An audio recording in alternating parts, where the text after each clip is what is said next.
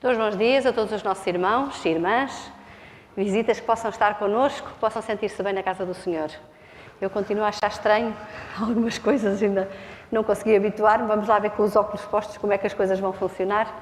Mas é de facto um privilégio porque este lugar tem uma atmosfera diferente. Tem uma atmosfera pura, santa. É um lugar que foi separado e foi dedicado ao Senhor de uma forma especial. Portanto, aqui é a sua casa.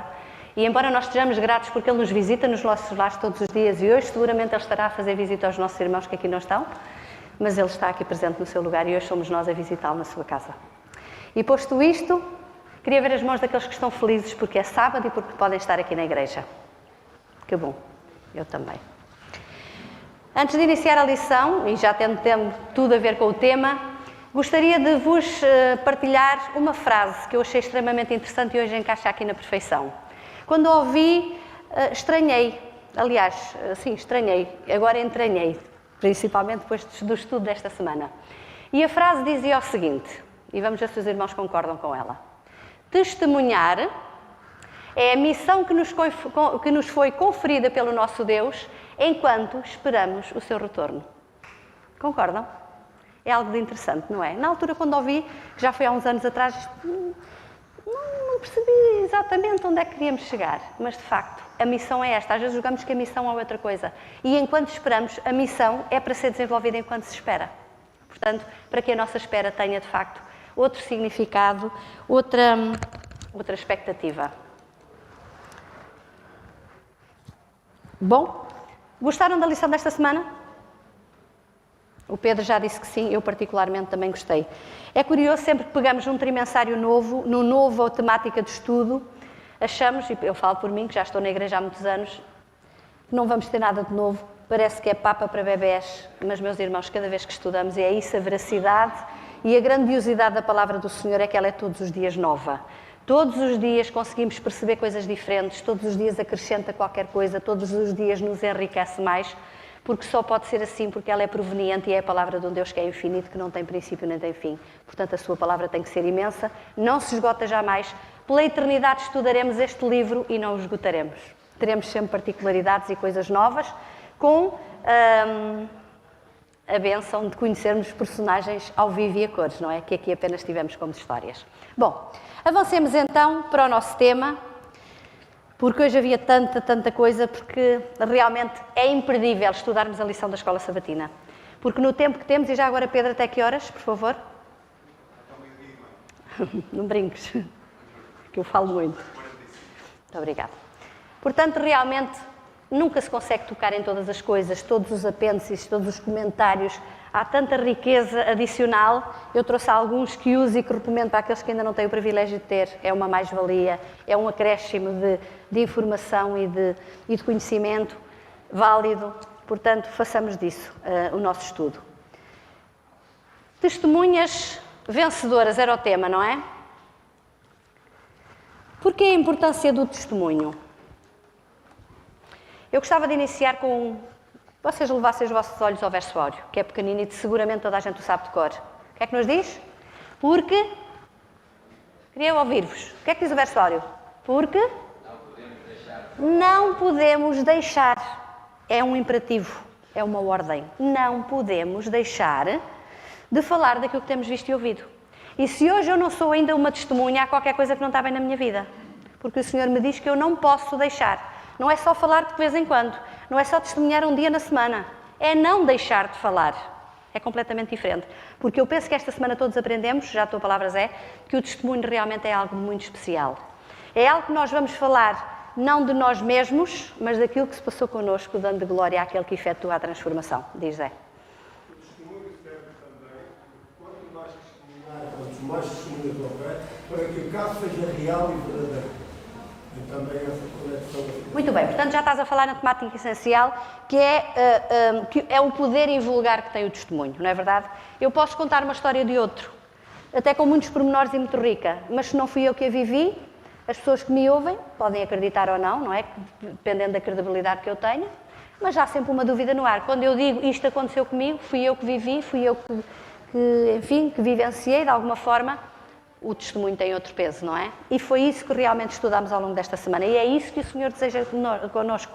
E volto a falar, irmãos, às vezes temos a tendência de que para dar testemunho, e isto penso que é uma ideia que vem de há longos tempos, mas que é mais que timing de a ultrapassarmos e de a atualizarmos. O testemunho não é só a obrigação do pastor, do ancião, do diácono, da diaconisa. O testemunho é imperioso, como aqui nos diz, para todo o crente. Não devemos calar. Portanto, o testemunho é realmente uma ordem que o Senhor nos dá. E não tenho que ter um curso de teologia, não tenho que ter uma formação em ser um obreiro bíblico, não tenho que ser vendedor de livros para conhecer os seus conteúdos, porque isto é importante, obviamente que sim, é passar da mensagem e levar os seus princípios a quem não conhece. Mas aquilo que estudámos esta lição não foi isso. Vocês não viram ninguém que teve que tirar um curso, um diploma, uma licenciatura para ir pregar, para ser uma testemunha, pois não? Nenhum dos casos aqui apresentados nos falou nisso. Mas falaram de quê? Do seu testemunho pessoal. Eu só posso e devo falar daquilo que eu conheço, porque isto é verdade. As coisas dos outros, as histórias que eu ouço, serão ou não. Mas a minha experiência vivida tem que ter outro peso. E, de facto, tem um poder, porque o Senhor utiliza essa experiência.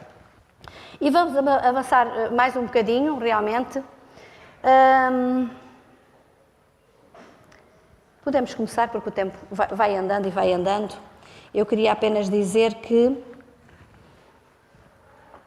quando falamos daquilo que é nosso, tem outro peso, não é?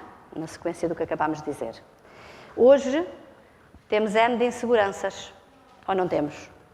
Esta própria situação que estamos a viver é estranha. Muita gente que não tem nada a ver com a igreja, nem com a religião, nem com nada, diz-nos, sentimos-nos estranhos, parece que estamos a viver um tempo que não é nosso, parece que estamos a viver como espectadores de alguma coisa que está a acontecer. Vocês sentem isso? Por um lado, sim, mas por outro, qual é a diferença para nós como crentes? Estamos ou não alertados que coisas estranhas aconteceriam? Sim ou não? Sim.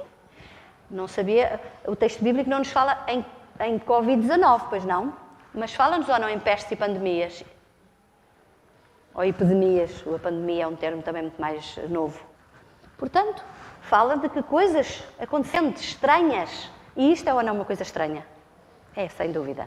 Agora, o que é que o Senhor nos diz? Que faça todas essas coisas estranhas, que não entendemos, que não compreendemos, continuamos a ter que acreditar que o Senhor, que nos criou e que nos trouxe à existência, que criou este belo mundo, realmente Ele está ao leme de todas as coisas. E nada acontece por acaso, e nada acontece sem o seu consentimento e sem a sua autorização para que aconteça. Mesmo as coisas que vêm de longe, de perto, algumas pessoas questionaram de onde é que veio, qual foi a origem. Não é importante se foi premeditado, se foi feito em laboratório.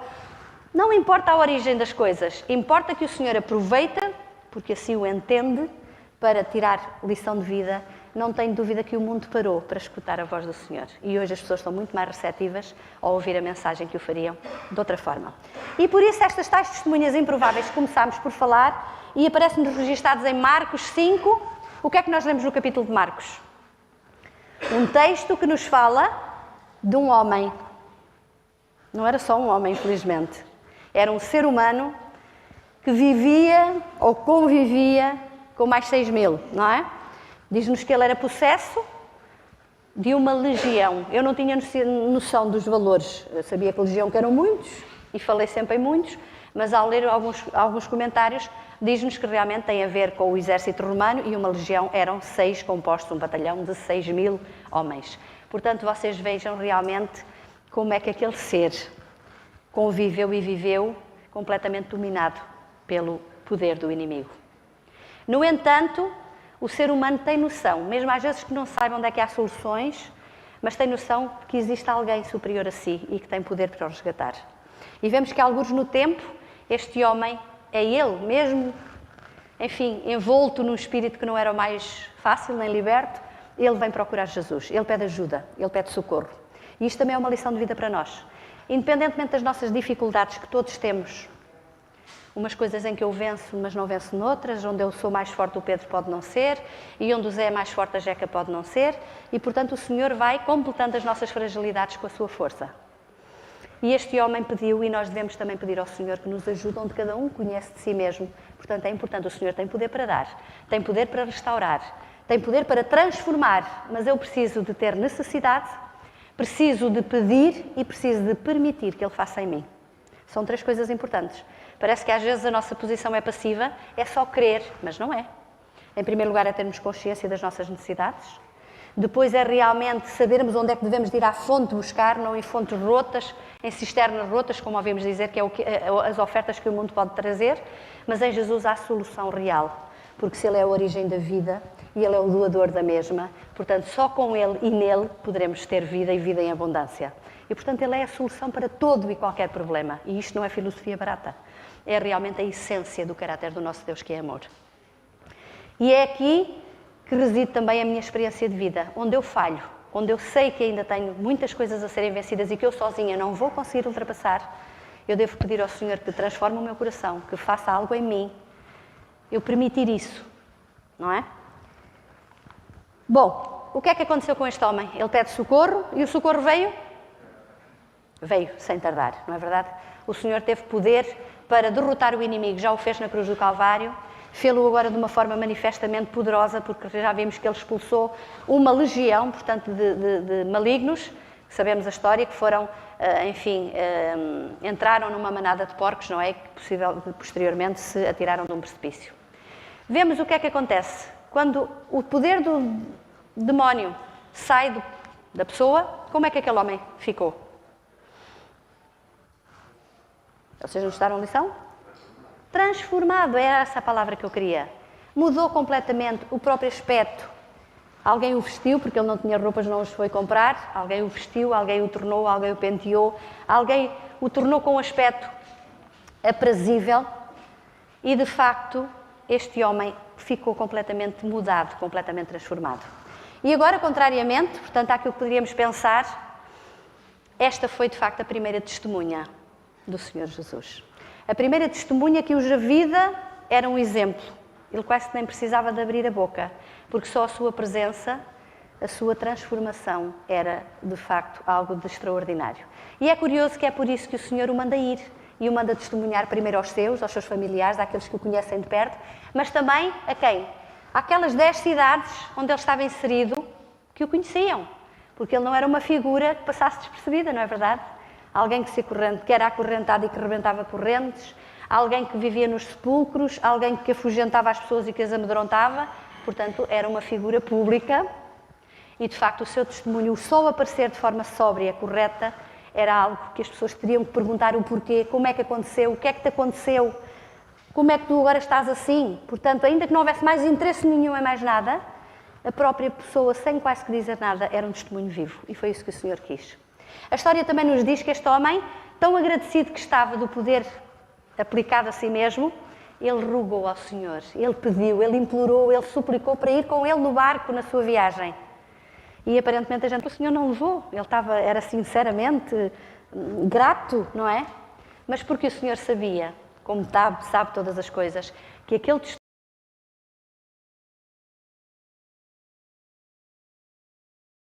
o mestre das multidões, já seria de algumas, mas não era o popular da totalidade, nem os seus discípulos. Portanto, as cidades, segundo aquilo que nos dizem, eram realmente compostas essencialmente de gentios, eram cidades gentílicas, e, portanto, não era fácil o Senhor entrar e pregar ali. E este homem preparou, ao fim e ao cabo, com o seu testemunho, o terreno que veio a dar frutos posteriormente. Que não tenho dúvida que quando o Senhor se abeirou naquelas cidades e quando entrou também fazer o seu trabalho, juntamente com os seus discípulos, a aceitação foi outra, porque alguém viu a transformação na vida de um homem que era um indigente, alguém que ninguém queria ser igual, não é? Ainda neste contexto temos uma outra história que nos fala também de uma mulher que acabou por testemunhar. Aquela mulher, conhecemos a história, e elas têm alguma coisa de similar, porque tanto este endominhado não era um homem que estivesse com problemas há meia dúzia de dias nem de meses, não é? Isto era uma história longa, e por isso ele era conhecido, não só daquele lugar, mas de toda a envolvência. Durante muitos anos, este homem realmente padeceu nas mãos do inimigo. Este de uma forma, e uma outra mulher da mesma forma, foi cativa. Através de quê? De outro tipo de doença, não é? De uma doença física. Conhecemos a história da mulher que tinha um fluxo de sangue, ou uma hemorragia, durante 12 anos, não é? E sabemos que a fé daquela mulher também a levou a quê? Um dia que Jesus passa, a levá-la a pensar, se eu lhe tocar de perto, se eu chegar perto, o desejo era tal ordem e a consciência do poder do Criador, que ela achava que poderia ser curada. E foi, não é? O Senhor, no meio daquele aperto todo, diz para os discípulos que alguém lhe tocou porque dele saiu virtude. Mas o Senhor, e o que eu queria salientar deste episódio, é que o Senhor não deixa passar isto em branco. Ele podia deixar passar, mas Ele quis que aquela história fosse notória, para que todos aqueles ali à volta tivessem noção de que o seu poder era fundamental, de que era transformador e restaurador. A sua palavra bastava, o seu toque bastava para que a transformação acontecesse. Ao outro foi uma transformação visível de uma forma muito aparatosa, não é? Que toda a gente viu e que foi, enfim, um milagre em grande escala.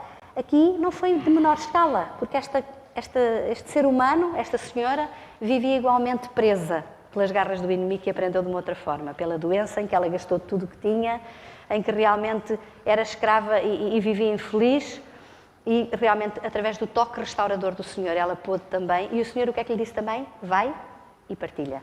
Portanto, ele podia ter deixado no silêncio, mas ele quis valorizar para que os outros também entendessem. E volta à mesma lição para nós, quando temos uma necessidade, vamos ao Mestre, vamos procurá-lo, vamos buscá-lo, porque a solução é nele que se encontra, diz Pedro. É interessante ver que só nesta primeira parte da lição, só em dois episódios aparentemente tão simples, e em 5 minutos nós vemos refutados quase todos os nossos argumentos para não testemunhar.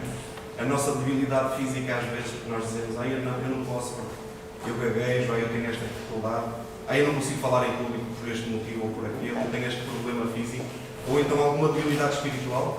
Todas essas desculpas são completamente eliminadas com estes 2 episódios, e é por isso que eles aqui estão. Exatamente. Para nos mostrar que nada nos pode impedir de testemunhar, se houver essa atividade transformadora na nossa vida. Sem se dúvida, assim quiser. sem dúvida, obrigada. E portanto voltamos à remissa inicial. Tinham estas pessoas preparo algum para depois saírem como missionários? Ouviram muitos estudos bíblicos da parte do Senhor? Quantos estudos bíblicos aquela senhora ouviu? O endemoniado assistiu a muitos sermões? Foi à igreja muitas vezes? Não sabemos, mas pelo menos com Jesus não acredito que isso tivesse acontecido, não é? Portanto, isto quer dizer mais uma vez que o testemunho neste setor de ensinamento é o partilhar do que acontece comigo, do que eu vejo e do que eu ouço. É isto que a lição é incisiva. Portanto, volto a repetir, foram testemunhas que realmente não tiveram muito tempo de preparo, mas foi o aceitar aqui e agora. A transformação aconteceu e elas partiram a partilhar de forma à direita e à esquerda aquilo que tinha sido uma realidade nas suas vidas. Curioso, e antes de chegarmos, hoje eu pensei de manhã, ao estar a folhear novamente a lição, que houve ainda outra testemunha extraordinária, mas que não pôde partilhar com ninguém. A primeira de todas, conseguem chegar lá? A primeira testemunha de Jesus, uma testemunha quase que muda, mas cujo relato está na sua palavra. O ladrão na cruz. Vocês acham que ele deu testemunho? Só com as suas palavras. Ele nem sequer teve a oportunidade de mostrar na prática, nem na sua vida prática, a transformação. Ele deu testemunho ao que estava ao outro lado. Foi testemunho. Também foi, é verdade. Mas não teve a oportunidade de falar mais nada. Mas naqueles breves momentos, ele aceitou o Senhor, ele reconheceu a sua incapacidade e reconheceu o Salvador ao seu lado. E, portanto, agarrou-se àqueles minutinhos que teve ali de convívio. Sim, partilhou ao outro. Estás nas mesmas circunstâncias e ainda blasfemas, não é verdade?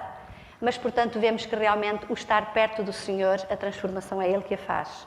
E é o que eu queria salientar aqui, é o convívio que vai fazer toda a diferença. E vamos andando um bocadinho mais. E vamos para a parte de segunda-feira, de facto. Eu hoje vou seguir a par e passo porque acho que são episódios estanques e têm que ser vistos. E é interessante também, começava por vos dizer que gostei muito do relato bíblico desta semana por um pormenor, como crente adventista do 7º dia. Diz-nos, e passa-se, que começa o histórico a dizer-nos em Marcos 16, não é? Que passado o dia de sábado, o que é que aconteceu no dia de sábado? O Senhor descansou, repousou o sono da morte, não é? Mas diz-nos que no domingo de manhã, é assim que lá vem o texto, ou que no dia glorioso passas a dar assim alguma menção específica? O que é que lá diz? Pelo menos a minha tradução em vários sítios. Achei tão interessante, irmãos. No primeiro dia da semana, e ponto. E fui ver várias traduções, porque realmente podia lá estar o domingo, porque é o dia, porque assim é chamado, não é? Mas achei interessante o pormenor. Enquanto o sábado não diz o 7º dia, mas diz o sábado, e aquele vem como o primeiro dia da semana. E a história realmente desenvolve-se no primeiro dia da semana. 3 mulheres se dirigem a mostrar gratidão pelo que o Senhor fez em vida por cada uma delas, não é? Umas mais do que outras, Maria Madalena, Maria Mãe de Tiago e Salomé, não é? Elas vêm com o intuito de fazer o quê? Prestar uma última homenagem àquele ser querido que elas sabiam que era o seu Salvador. Trazendo ungüentos, trazendo todas aquelas substâncias da época que era própria, embalsemarem aqueles corpos, não é? Fazer-lhes realmente uma última homenagem, chamamos-lhe assim. E, de facto, elas vinham até perturbadas porque vinham a pensar, ele foi metido num sepulcro, cujo buraco foi tapado à entrada com uma pedra, como é que nós vamos resolver o problema? Porque elas saíram bem cedo. Sabemos que é o primeiro dia da semana, mas possivelmente ainda ao raiar da aurora, não é? E elas vinham a dialogar, 3 mulheres, para rolar uma pedra não iria ser fácil, portanto, era o problema que elas vinham a debater-se como é que resolveriam. E o que é facto é que ao chegarem o problema estava resolvido, porque não só a pedra estava tirada, mas o nosso Senhor e o delas tinha ressurgido e não mais se encontrava na tumba. Agora é curioso este relato, porque tem 2 partes, se nós lermos 2 textos bíblicos diferentes. Sabemos que é esta a preciosidade da Bíblia, porque não há contradição, mas há sim um pormenor mais, enfim, numa área ou noutra, consoante quem o escreve, não é? Eu se falar da máscara do Zé, digo que é azul e tem uns cordelinhos brancos, mas se calhar outra pessoa diz, mas tem umas nervurinhas, estamos a falar da mesma coisa, não é? Mas eu não falei nas nervurinhas e outra pessoa já vai falar. E o que é interessante é que sabemos que, depois deste episódio destas mulheres irem ao sepulcro, virem que o seu senhor não estava, mas estava alguém lá dentro na tumba, não é? Na tumba não, no sepulcro. Estava um ser celestial, estava um anjo que lhes disse a elas, de facto, que o Senhor não estava ali, que tinha ressuscitado. E o que é que acontece? Elas saíram dali tão felizes e começaram logo a pregar e a anunciar. Foi assim? Há um texto bíblico que nos fala assim. Em Mateus diz-nos que é assim. Porque este é o final da história, mas não foi bem assim. Elas ficaram tão assustadas e com tanto medo porque viram um anjo presencial e viram o seu brilho e viram, embora ele falasse coisas muito bonitas e que elas gostaram de ouvir, mas elas atemorizaram-se e fugiram apavoradas e com medo. É evidente que Maria foi mais calma na fuga e sabemos o resto da história, que ela tem a oportunidade de encontrar alguém, não é? Que é o seu mestre, a quem ela apenas conheceu pela voz. E esse sim lhe diz, sou eu, ressurgi e vai. E a partir daí sim, ela foi com todo o entusiasmo, sem dúvida alguma, porque ela estava familiarizada com aquela voz. Era o seu mestre. E aí ela não teve dúvidas. E portanto, quando ela anuncia cheia de regozijo, porque de facto era motivo para se regozijar, com a esperança e com a alegria do Senhor estar ressurreto, vivo, mas também porque ela creu e ela sabia, ia testemunhar daquilo que ela viu ali presencialmente e que ela falou com ele. Não foi o que o anjo, o ser celestial, tinha dito, mas foi o que o próprio Deus, o próprio Jesus falou com ela. Diz é. O que demonstra que ela foi muito cedo, porque se fosse durante o dia, os discípulos, quando iam caminho de Emaús, iam de noite e não reconheceram Jesus, era estranho eu chegar junto de ti e agora dizer, eu não conheço a Dina, eu não me lembro dela, eu não sei quem ela é. Portanto, eles não viam fisicamente, eles ouviam, quando ele ouviu a voz, isso sim. Essa parte nós não conseguimos esconder. Mas essa parte tem que haver intimidade para nós conhecermos a voz. Eu vou contar uma experiência muito pequenina. O Pedro, quando me lançou o repto para passar a lição da escola sabatina, eu nunca tinha ouvido a voz do Pedro ao telefone. E alguém me ligou, e o meu número é o número da empresa, com que trabalho eu recebo chamadas de N pessoas, às vezes resposta a anúncios, inclusive. Era um número simples, que não era ninguém dos meus conhecimentos, porque não estava gravado. E eu perguntei sim com quem falo, e ele só disse, é o Pedro. E eu disse, muito bem, mas que Pedro? Portanto, isto só para vocês perceberem, porque de facto, eu já disse ao Pedro, já não me enganas mais. Mas E se calhar ainda foi uma vez só que eu vi. Mas isto para percebermos de uma forma engraçada que precisamos de camaradagem, de convívio, de intimidade para conhecer. Muitas vezes, como cristãos, conhecemos a doutrina, conhecemos a palavra, conhecemos as leis, conhecemos a Bíblia, conhecemos N de assuntos, conhecemos profecia, mas não conhecemos o Deus da doutrina. E é isso que o Senhor nos volta. E a lição, eu tenho que ir repisando sempre isto. Aquilo que esta lição quer dizer para mim, crente adventista, há 40 e muitos anos, é que eu tenho que ter uma relação diária com o Senhor para que Ele possa transformar-me e para que eu o conheça, para que eu me deixe conhecer e para que eu, de facto, o conheça. Porque, meus amigos, se eu não conhecer, eu não vou confiar. E confiar quando tudo vai bem é fácil, não é? Mas confiarmos quando os problemas começarem a surgir, quando as dúvidas começarem a pairar no ar, quando acontecerem coisas estranhas, aí é difícil eu confiar se não conheço. Por isso, quando nós conhecemos, mesmo que não entendamos o que está a acontecer, mesmo que não percebamos, mesmo que não esteja escrito em lado nenhum e sejam coisas estranhas e inéditas, eu vou confiar porque eu sei que alguém que me ama está ao leme de todas as coisas. E de tudo, inclusive da minha vida, se eu lhe permitir. Por isso, isso vai nos dar uma confiança extrema. Agora, se eu não confio, irmãos, as coisas abanam por todo o lado, eu perco o tapete, como nós costumamos dizer, e eu vou agarrar-me só ao palpável e àquilo que eu conheço e aos amigos físicos e vou pedir ajuda à direita e à esquerda em fontes que são humanas e que são falíveis. E esta é a relação que o crente tem que ter com Deus. Vamos avançar mais um bocadinho e vamos passar agora mais detalhadamente a este pormenor. E são a vida de dois apóstolos que são bem opostos. Falamos de João e de Pedro. Temperamentos completamente diversos. O fala barato, o trovão, o impetuoso, o que dá logo tudo e é logo o primeiro a avançar, nem sequer questionando se há perigo, se não é. E o outro que também não era, desculpem-me o termo, nenhuma flor que se cheirasse, não é? Alguém que também, qual era o apelido? Filho do trovão. Portanto, era alguém que não era macio, era alguém que não tinha as características, que são algo que me espanta sempre que leio qualquer coisa sobre o caráter de Jesus, entre muitas coisas e muitos frutos, aliás, muitos gomos do fruto do Espírito, chamemos-lhe assim, que são bondade, misericórdia, justiça, mais temperança. Há outras particularidades que eu acho extremamente interessantes quando ouço e que leio o relato sobre Jesus. Ele era meigo, atencioso, simpático, cortês, amoroso. Será que temos todas estas características? João não tinha seguramente, nesta altura. Mas o que é que vemos no fim? Quando este João nos escreve o seu Evangelho. Quando este João nos fala do amor tão grande que amou o mundo e que se deu e que se entregou.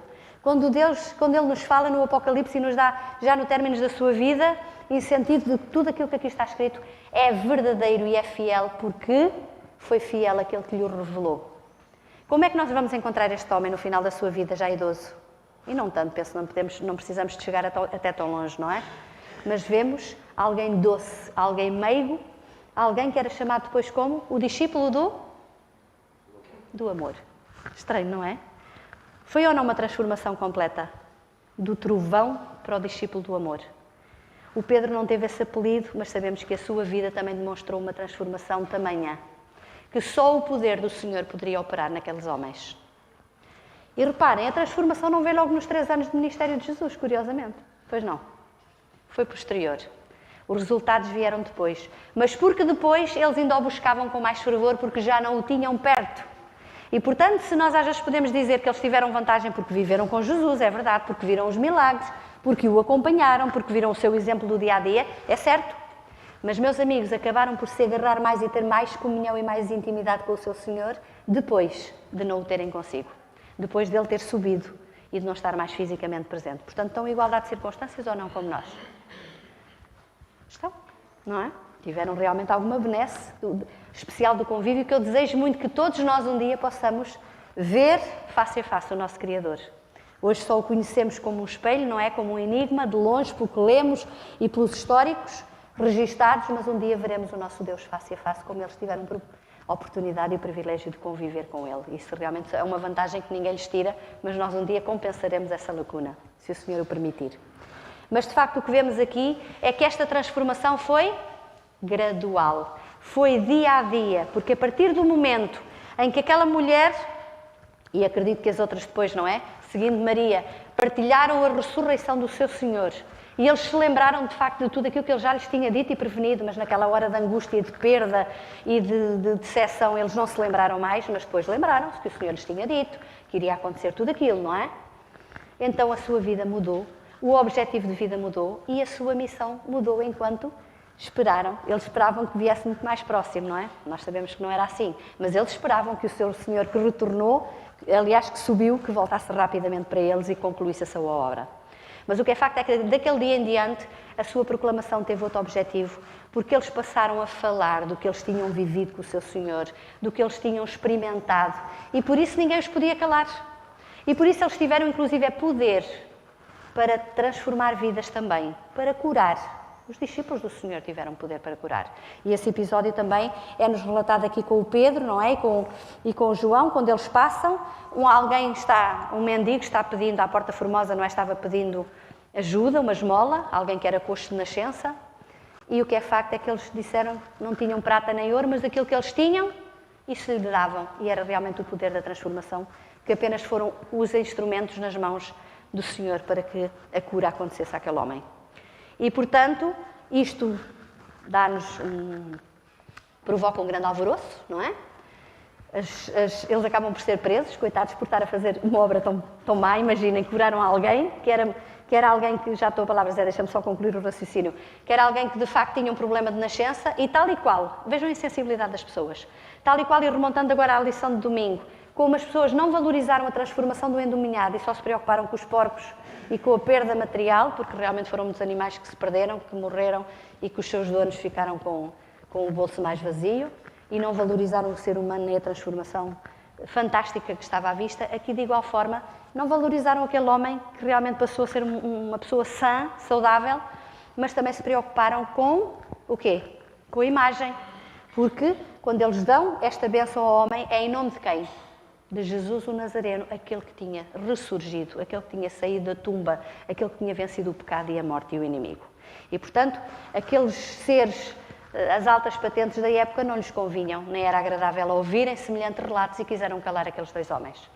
Quiseram silenciá-los, quiseram realmente, aparentemente, e durante um breve período de tempo fizeram-no, não é? Porque eles foram presos durante aquela noite, mas no dia seguinte eles não tinham nada a pegar e, de facto, com justiça para os manterem presos e queriam que eles se calassem, que não pregassem mais aquele assunto, tivessem caladinhos porque ninguém tinha ressuscitado e alguém tinha roubado o corpo e, portanto, não era nada disso. Mas o que é que eles disseram? Nós temos que falar do que vimos e do que ouvimos e do que conhecemos. Diz Zé. Isto demonstra a honestidade que eles tinham, porque eles podiam ter dito que eram por força deles, pela vontade deles, que fizeram aquele milagre. E isso não incomodava os fariseus, não incomodava aquele povo, porque eles eram bons por natureza, eles também eram bons, eram mais dois bons ali à maneira. Simplesmente eles começaram a falar de Cristo. E aí transformou completamente. Mas vocês reparem, a confiança extraordinária que estes homens tiveram, porque eles só foram presos, mas se tivessem que ir à morte, eles não ficavam calados de qualquer maneira, porque eles não podiam calar, nem abafar a sua boca daquilo que eles viviam, daquilo que eles próprios experimentaram e daquilo que eles próprios foram intervenientes nas mãos do Senhor para através de si sair virtude, para curar alguém. E, portanto, ainda para nós, mais uma vez, porque as lições têm que ter sempre alguma coisa prática para nós, é que esta confiança tem que ser adquirida, irmãos, e não vai ser com as dificuldades, vai ser ainda, aproveitemos o tempo de paz que ainda temos, a liberdade para pegar, para ler, para estudar, para organizar a nossa vida e o nosso tempo, de modo a termos um bocadinho, cada dia, todos os dias, porque aquilo que comemos ontem não nos alimenta hoje e o que comemos hoje não vai alimentar-nos amanhã. Todos os dias nós precisamos. Isto é apenas um manual que nos ajuda a distribuir as iguarias, só isso. Porque o convívio nós precisamos ter com o Senhor para que a nossa vida seja transformada.